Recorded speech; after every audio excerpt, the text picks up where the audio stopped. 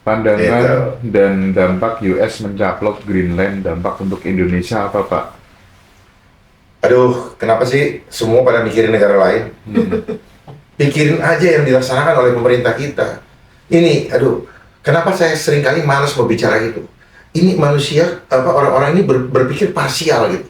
Padahal segala sesuatu yang terjadi ini ada benang merahnya.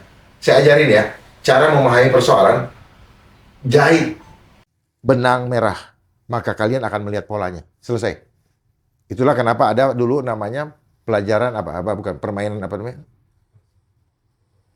Puzzle gitu. Kalau rekan-rekan menganggap saya cocokologi, dulu ada namanya permainan scramble, ya. Kita diajarin dipisah-pisahin terus sudah itu disuruh iniin gitu. Ingat kembali itu. Kita dulu suka didikte, suruh imla, suruh apa dan sebagainya. Pakai itu yang bisa kita menggunakan dan kemudian supaya bisa bermanfaat. Jangan kita membatasi diri sering. Nah, inilah kelemahan-kelemahan orang-orang yang duduk di bangku sekolah tidak terbiasa dengan pemahaman yang menerima pemahaman yang seluas-luasnya karena dibatasi hanya tidak berdasarkan textbook atau inbox. Coba keluar sekali-sekali keluar nongol di atas boxnya supaya mulai melihat, ternyata dunia ini luas sekali gitu. Mulailah belajar how to think, jangan berhenti di what to think. Supaya kita bisa masuk ke dalam akar masalah. Seringkali yang saya bicarakan ini akar, yang ada di bawah tanah. Tapi banyak orang-orang saya berbicara materi daun yang ada di atas. Jadi mari kita samakan persepsi. Demikian pula dengan Mas Panji. Mungkin Mas Panji bicara daun, saya berbicara akar, Mas. Gitu. Gimana tanggapan Jenderal tentang orang beli cilok sekarang pakai kris di mana-mana? Apakah Jenderal juga pakai kris gitu? Saya punya kris dikasih sama empu dari Mojokerto. Saya punya kris gitu. Untuk nanti jaga-jaga kalau sudah dipaksa pakai kris. Jadi gini, jangan bangga dengan kris. Kalau ada media yang mengatakan bahwa ini adalah produk anak bangsa, produk Indonesia, bohong. Karena itu adalah QR code yang digunakan di dalam transaksi, yang akan dipaksakan menjadi mandatori digunakan dalam transaksi bisnis di negara kita, makanya dia pakai RIS. Itu. RIS, kenapa? Karena penuh dengan resiko. Riskan. Gitu. Riskannya apa? Yaitu riskannya. Kemana-mana kita ke trace. Gampang dilacak. Belanja di mana? Ketahuan. Mau beli bensin? Ketahuan. Nginap di hotel mana? Ketahuan kamarnya. Naik Grab. Ketahuan lagi ada di mobil Grab yang mana. Posisi jalan di mana. Dan nanti akan ada namanya 15-minute city, di mana jarak kita dari rumah akan dibatasi. Ketika sudah masuk digitalisasi, mobil-mobil digital akan ada alert, balik lo balik, kalau nggak mati di tempat. Itu akan terjadi, ya. Di Cina udah terjadi. Ya, Di Cina udah terjadi. di sini Ya. saya nggak tahu sudah terjadi belum. Belum, Pak. Belum. Ya. Itu ntar kalau udah mobil listrik semua tuh, banyak. Ya. Nah, terus kemudian saya lihat kemarin itu di apa? Di medsos itu di BSD ada yang mobil angkut itu yang buka tanpa terus nggak ada supirnya itu. Nah, itu hati-hati juga ya. Segala sesuatu yang digital yang dikendalikan tentunya oleh listrik suatu saat akan menjadi senjata makan tuan. Senjata makan tuan. Dan saya ingatkan mulai kasih tahu adik-adik, kasih tahu orang tua untuk mempersiapkan keadaan darurat dadakan selama 7 hari. Bagaimana bertahan selama 7 hari? Mulai dari ketika listrik mati, ATM nggak bisa jalan, listrik mati, AC mati, kulkas juga mati, berarti bahan makanan busuk, malam tidak ada lampu, air bersih tidak ada karena tergantung kepada jet pump dan sebagainya, atau PDAM. Mulai pikirkan. Pikirkan dari sekarang, sebelum didadak. Karena nanti akan terjadi panik. Ya. Akan terjadi panik publik. Dan di situ orang akan muncul sifat egonya. Mempertahankan untuk menyelamatkan dirinya masing-masing. Jadi mulai sekarang, persiapkan itu sebelum didadak. Ya, jangan terlena dengan senyum-senyum manis mereka-mereka yang ada di televisi. Ya, yang memberikan dongeng-dongeng palsu. Tetapi persiapkan. Tidak ada, don't trust anyone. Tidak ada yang kita bisa percaya. Kecuali dirimu dan keluargamu dan Tuhan yang kau percayai. Saya cuma anukan itu di situ, karena di beberapa negara, himbauan itu sudah ada. Iya, di Belanda udah dibagiin buku manual ya Pak ya? Iya, Oh. bukan di Belanda saja, di Jerman juga ada yang dipublish, atau ada yang disampaikan oleh netizen, atau ada yang belum. Kita nggak usah peduli. Dan nggak usah tanya kapan. Kalau nanya kapan itu bukan krisis, itu bukan darurat. Justru didadak ini yang buat mereka lucu gitu. Karena nonton ya, mungkin pakai drone, pada panik gitu, seneng. Nah, karena orang psikopat demen yang kayak begitu. Mereka demen ketika kita ini unyu-unyu ini kayak panik, Ya. buat dia ketawa. Gitu. Dan pasar tadi seharian banyak tempat yang mati air sampai mau mandi di sungai. Oh ya? Ya, Di pasar? di pasar. Mulai siap-siap genset guys. Ya, entah genset kah, entah solar guard kah, ya, solar panel kah. Pokoknya mulai berpikir ke sana. Tapi Bapak dituduh jenderal ini ngajak kita mundur semua katanya gitu. Mundur apa ya?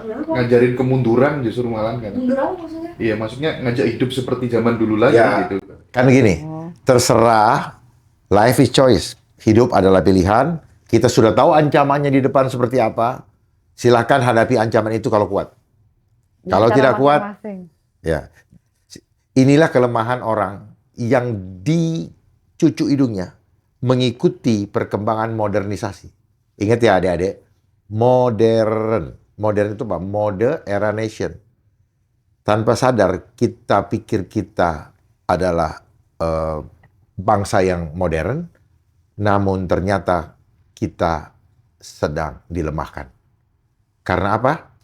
Karena krisis menciptakan ketergantungan.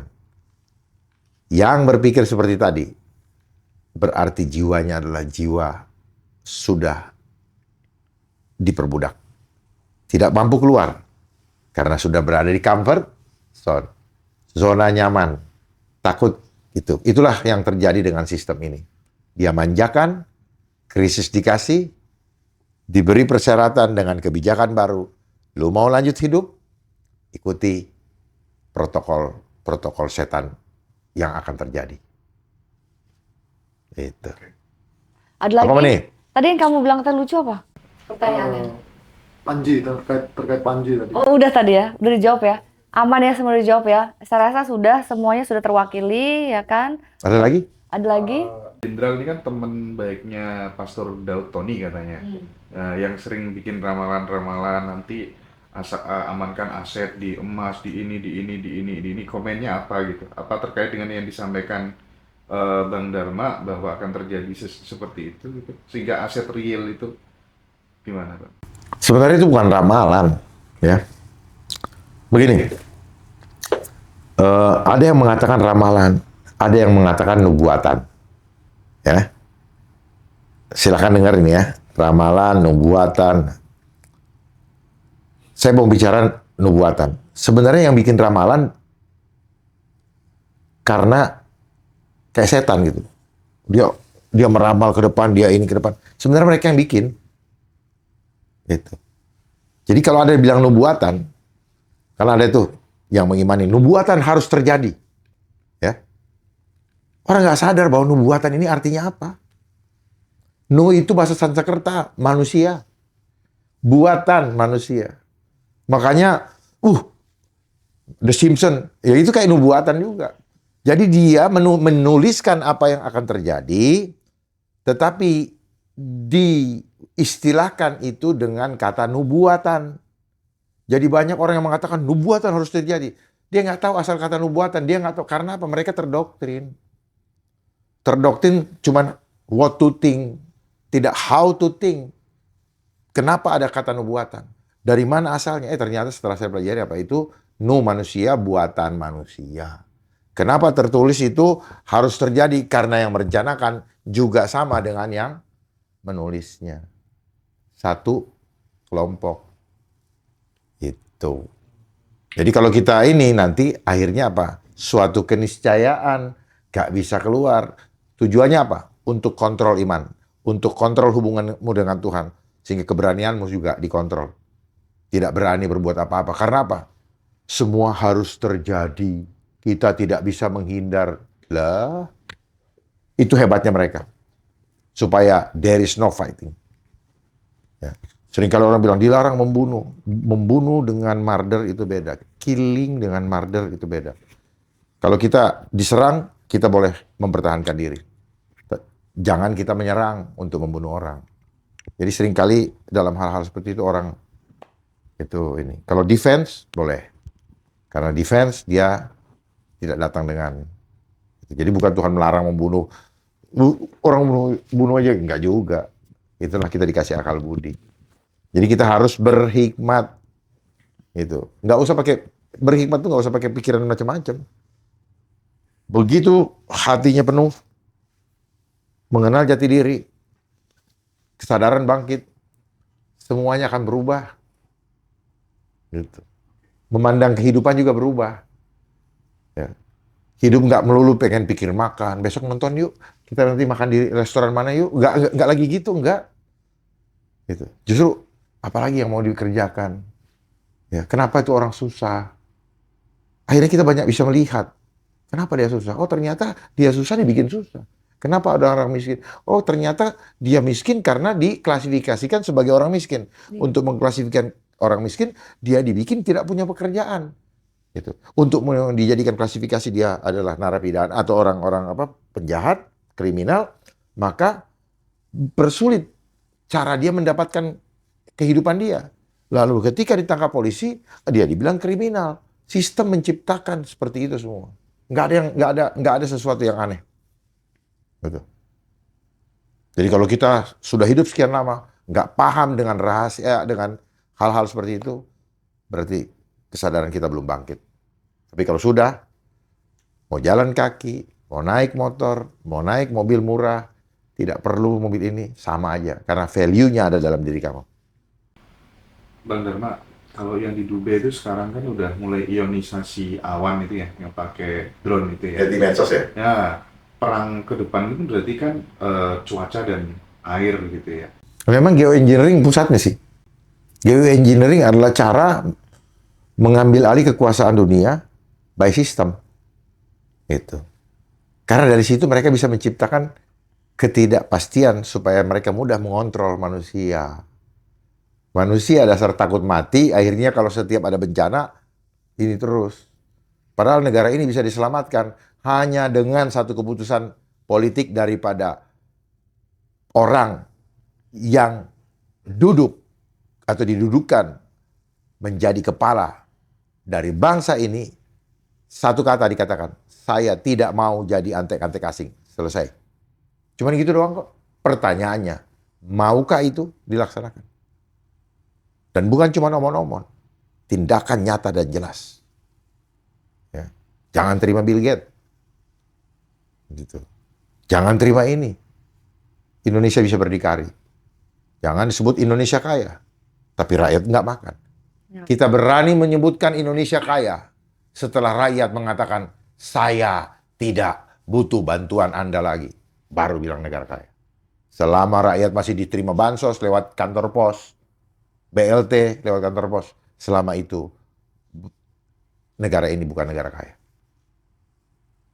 Itu karena negara kaya, rakyatnya pantang meminta.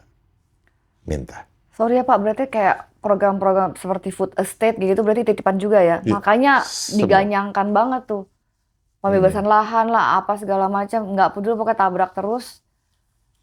Masyarakat adatnya yang rugi gitu loh. Ya, Yang tersiksa. ya itulah. Kenapa? Karena kita menjalankan hukum import. Padahal hukum yang tertua di negara kita adalah hukum adat. Hmm.